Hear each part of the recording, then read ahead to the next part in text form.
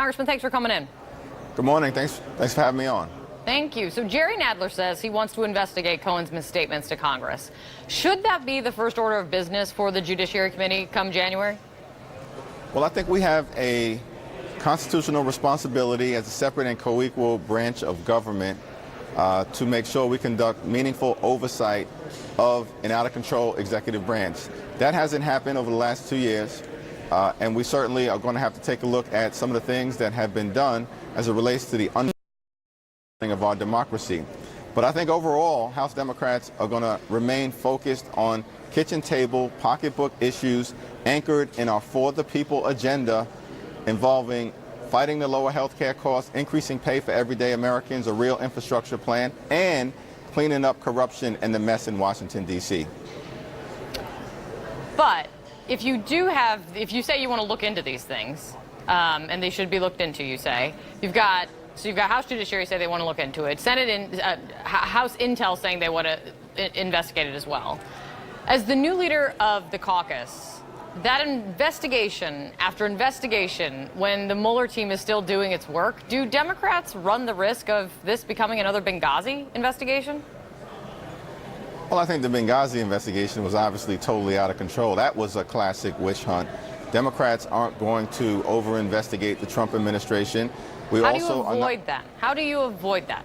Well, I'm going to tell you how we avoid it. First, we've made clear, Leader Pelosi has indicated that H.R. 1 is going to be focused on our promise to clean up corruption in Washington, D.C., involving trying to get dark, unregulated money out of politics, which gives too much power to the special interests and undermines the ability of members of Congress to do the business of the people and focus on the issues that make life better for everyday Americans.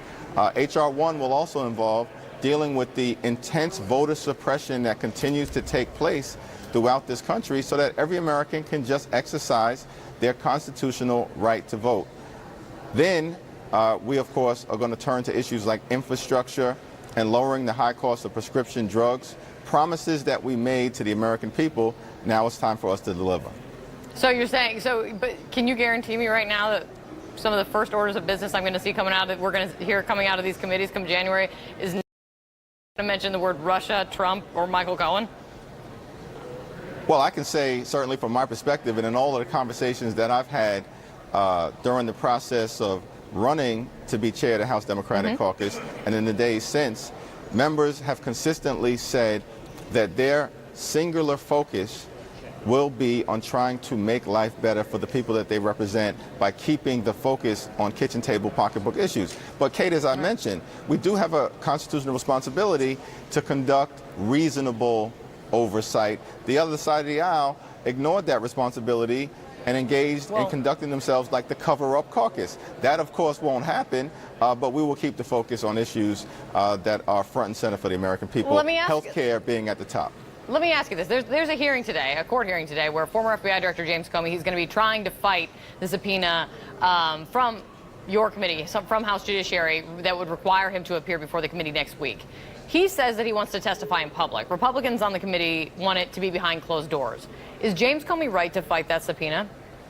Well, I think I don't want to comment one way or the other on the appropriateness of James Comey's legal strategy, but I will say that it seems to me that all of these facts should be revealed to the American people.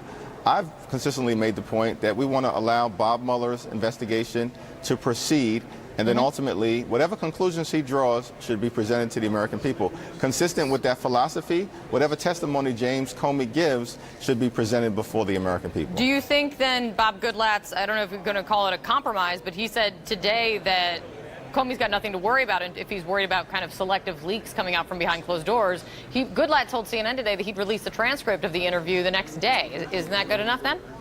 Well, here's what I'm trying to figure out. Why are Republicans in the closing days of a lame duck session obsessed about James Comey as opposed to be focusing on trying to make sure we don't shut down the government, that we fund our ability to serve the people of the United States of America? Congressman, Republicans are going to say we can walk and chew gum at the same time all the time. When it comes to the Judiciary Committee, though, do you think that's a good compromise coming from Goodlatte to Comey?